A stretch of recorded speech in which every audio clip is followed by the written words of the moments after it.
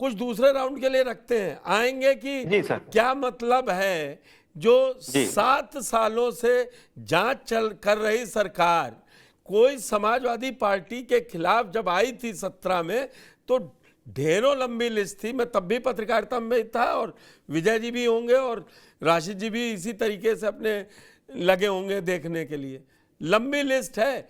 लेकिन आज तक क्या भाजपा सिर्फ समाजवादी पार्टी को गुंडा और मवाली ही साबित करती रह गई? किसी भ्रष्टाचार में एक समाजवादी अंदर नहीं गया। जैसा वो आरोप लगाते थे कि हम आएंगे चेक करेंगे, रिवर फ्रंट हो। अपर्णा जी, आपसे भी छोटा सवाल है कि आपको फायदा मिलता है क्या जब तक समाजवादी पार्टी की बात ना हो, वो सड़कों पर चिल्लाएं, दोनों लोगों का काम बनता जाए? विजय जी और राशिद जी इसी के आसपास राशिद जी का भी कहना था कि मिले हुए तो हैं। सर, मैं आपको बताना चाहूंगी कि बिहार के मैदान में जब जेपी आंदोलन शुरू हुआ था तब एक नारा दिया गया था, जात पात तोड़ दो, तिलक दहेज छोड़ दो, समाज के प्रवाह की नई दिशा मोड़ दो। तो जात, आप अगर उन विचारों का, मुझे लगता है जब वो आंदोलन शुरू हुआ था तब समाजवाद वर्सेस गांधीवाद हुआ था, समाजवाद की नींव रखी गई थी, उस आंदोलन से शुरू किया गया था। तो आप सब जुड़े तो वहां से रहे, आपने अपने राजनीतिक फायदे लिए, लेकिन आपकी विचारधारा आते आते देखो अखिलेश यादव जी की कहाँ हो गई कि आज गांधीवाद जो उनके खिलाफ खड़े हुए थे, समाजवाद साथ चल रहा था, समाजवाद को लेकर साथ चल रहे थे, वो विचारधारा माननीय अखिलेश यादव जी ने त्याग दी और उन्हीं के साथ आज गठबंधन कर रहे हैं। तो ये दोहरा चरित्र आखिरकार अखिलेश यादव जी का, बताते हैं कि हमारी समाजवादी विचारधारा है, तो कहाँ गई आपकी समाजवादी? मतलब राजनीतिक फायदा लेना है आपको तो आप जेपी लोकनायक जेपी जी का आप माल्यार्पण करने के लिए राजनीतिक आप विश्लेषण करेंगे, राजनीतिक रोटियां सेकेंगे, लेकिन उनकी अगर विचारों की बात की जाए तो आप उनके विचारों पर लगातार टिके हुए हैं? मुझे तो नहीं लगता आप टिके हुए हैं, क्योंकि आप उनके साथ गठबंधन करके सरकार बनाने की कोशिश करते रहते हैं। आपने 2024 का भी उनके साथ इलेक्शन लड़ा, 2017 में आपने कोई विचारधारा का पालन नहीं कर रहे हैं आप।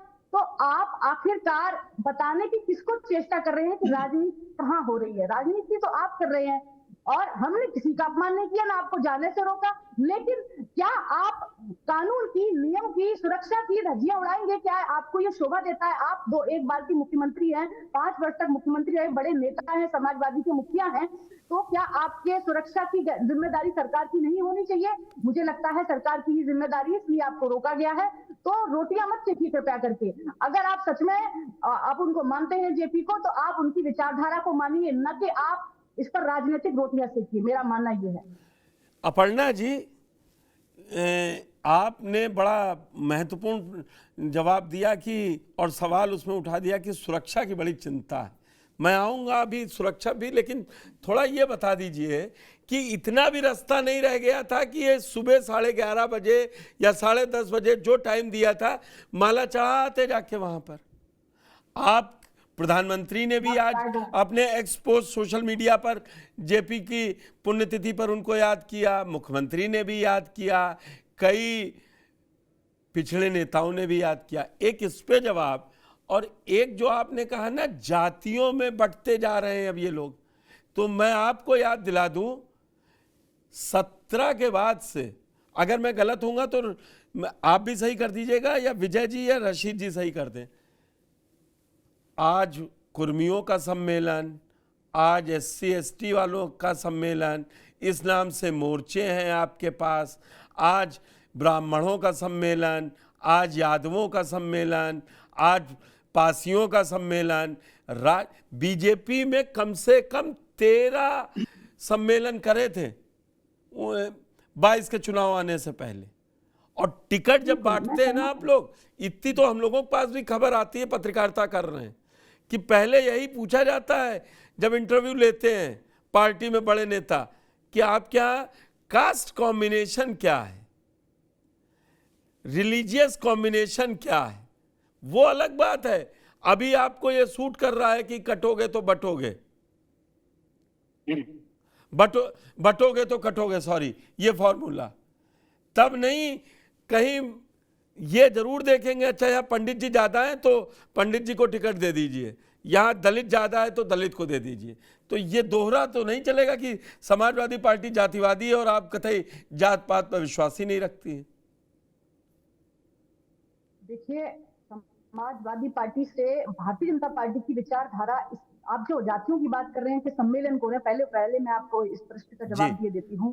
भारतीय जनता पार्टी आज के दिन, तो जब भी आप कह रहे हैं 2017 से 2022 में जो भी इलेक्शन हुआ था, उसके बाद से लगातार सम्मेलन हुए हैं जातियों में डिवाइड होकर। तो बता दूं आपको कि 2014 में भारतीय जनता पार्टी विश्व की सबसे बड़ी पार्टी हो गई थी, इसलिए अन्य मोर्चों का गठन हुआ ताकि अन्य मोर्चों की कहीं छूट न जाए, जातियों के हिसाब से लोगों में डेवलपमेंट हो सके। जातियों की बात की ना, जातियों की बात की, और किसी प्रकोष्ठ से नाम रख लेती।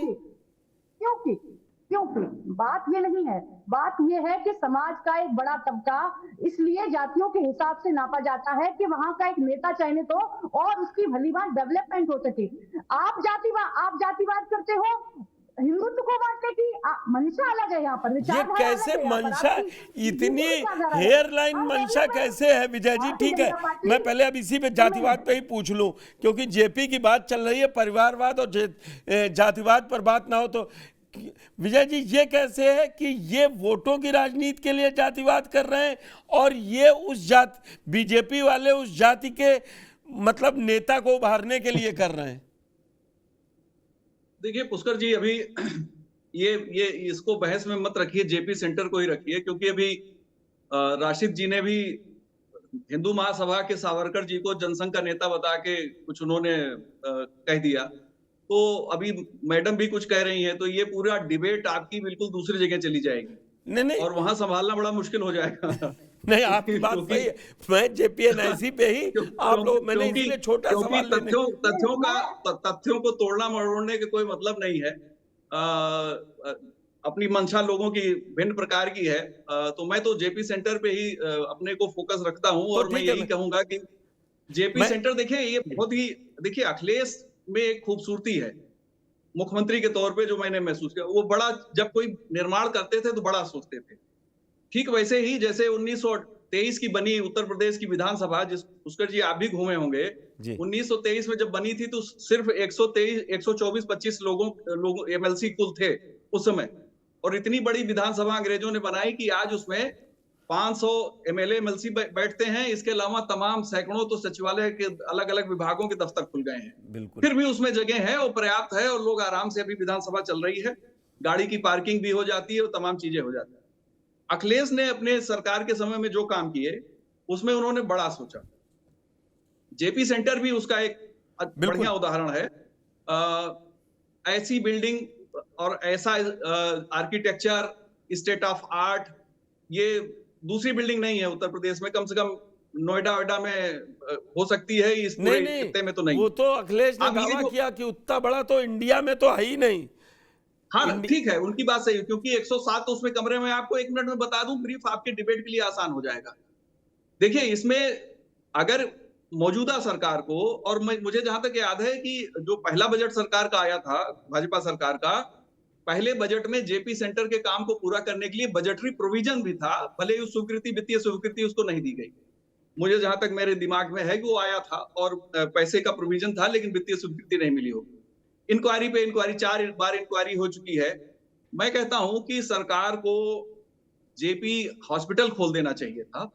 इसमें हेलीकॉप्टर उतरने की सुविधा भी है, क्योंकि अभी जिस तरह का ट्रैफिक है, कहीं भी एम्बुलेंस आ जा नहीं पाती। किसी वीआईपी का, हम क्या आम आदमी की चिंता ही नहीं करते, हम तो सिर्फ वीआईपी चिंता करते हैं। किसी वीआईपी का भगवान न करे कभी कोई दुर्घटना हो जाए तो वो पहुंच ही नहीं पाएगा हॉस्पिटल में।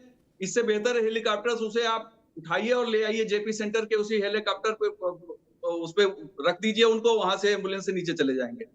तो वो बहुत ही अच्छा था। अटल बिहारी वाजपेयी के नाम से जो मेडिकल यूनिवर्सिटी बन रही है, उसी को बिल्डिंग दे दी गई होती। आखिर 8 साल से वो स्टेट ऑफ आर्ट है और उसमें सरकार ना उसे बेच पाएगी ना उसमें, क्योंकि बहुत सी चीजें कैबिनेट में डिसीजन लेने पड़ेंगे। अखिलेश ने जब उसे बनवाया था तो चूंकि आप जानते हैं स्टेट ऑफ आर्ट जब से था, नहीं सिर्फ ड्रीम प्रोजेक्ट नहीं था सर, इतना कहने से नहीं होगा। देखिए, जब कोई बिल्डिंग स्टेट ऑफ आर्ट बनती है तो उसमें जो सीपीडब्ल्यूडी और पीडब्ल्यूडी के मानक हैं, गवर्नमेंट के मानक हैं, उसको डाइल्यूट कर दिए जाते हैं और जो एक्चुअल खर्चे होते हैं उस पर वो बिल्डिंग बनती है। कैबिनेट एक डिसीजन ले लेती है और उस डिसीजन के हिसाब से फिर आगे काम होता है। और कैबिनेट का डिसीजन आप जानते हैं कहीं चैलेंज नहीं होता है। तो कैबिनेट से अखिलेश यादव जी ने उसकी सारी व्यवस्था कर दी। उसके बाद इसका संचालन भी उन्होंने किसी को सौंप दिया था सरकार में रहते हुए। शालीमार 50-55 उसमें मेंबर भी बन गए थे। और उस समय मैं भी चाहता था मेंबर बन जाऊं, लेकिन हो नहीं पाया। बाद में नहीं, सरकार दूसरी आई। मैं आपको हल्का सा टोकूंगा, मुझे याद आ रहा है बीजेपी सरकार आ चुकी थी, उसने मेंबरशिप भी खोली थी, कुछ लाखों में है उसकी फीस। आप 5 लाख, हाँ उस समय 5 लाख थी। मैंने भी कोशिश की थी, मैं बता दूं आपको। लेकिन तो देखिए जो फीस जेपी इतनी कर दी अपर्णा जी की पार्टी ने कि हम ले ना सके। नहीं, इंडिया हैबिटाट सेंटर की तरीके से इसे बनाना था। उस बड़ी बिल्डिंग है, बहुत खूबसूरत बिल्डिंग है, आइकॉनिक बिल्डिंग है। लेकिन दुर्भाग्य यह है कि 8 साल से उसमें कुछ काम हो नहीं रहा। तो जब कहीं कहा जाता है अगर मकान में आप रहते नहीं तो मकान अपने आप कमजोर होकर गिरने लगता है। तो वही हालत जेपी इंटरनेशनल सेंटर की। अब उसमें 800 करोड़ रुपए लगे हैं। 800 करोड़ रुपए में उत्तर प्रदेश में 3 मेडिकल कॉलेज बन रहे हैं इस समय। 300 करोड़ में एक मेडिकल कॉलेज बन रहा है और वो 893 करोड़ रुपए उसमें है, प्लस अभी 100 करोड़ और खर्च हो रहा है। मगर मैं तो आपको एक आंकड़ा मैं भी दे दूं, 133 करोड़ का पहला बजट पास हुआ था जेपीएनआईसी के लिए, और उसके बाद ये बढ़ के 834 करोड़ पहुंचा था। देखिए सर, ऐसा होता है जब आप कोई कॉन्सेप्ट ले आते हैं, उसमें 2 मेथड होते हैं सरकारों के। मैं आपको ओपनली बताता हूं। एक मेथड ये होता है कि इतना बड़ा बजट पहले से मत दे दो, क्योंकि बड़ी कंपनियां आ जाएंगी, फिर किसी को अगर हमें काम देना है, देने में दिक्कत होगी। होता क्या है, टेंडर अलॉट हो जाता है, उसके बाद उसमें अप्रूवल से उसको आगे बढ़ाया जाता है। ये फार्मूला चलता है सरकारों में, कोई नई बात। ये इसमें कोई आश्चर्य नहीं। कैबिनेट डिसीजन लेती है कि भाई इसमें ये भी हो जाए तो इसका भी प्रोविजन कर दिया जाए। तो ये प्रोसीजर है। और हम कहते हैं सारे प्रोसीजर की आप 4 बार जांच हुई और उन जांचों में फंसेगा कौन? एलडीए के इंजीनियर फंसेंगे, लेकिन इंजीनियर कभी फंसता नहीं। बात होती है जब भी तो ठेकेदार की होती है। कौन कंस्ट्रक्शन कंपनी थी? शालीमार थी। अब कहां है संजय सेठ? अरे संजय सेठ की क्या गलती है?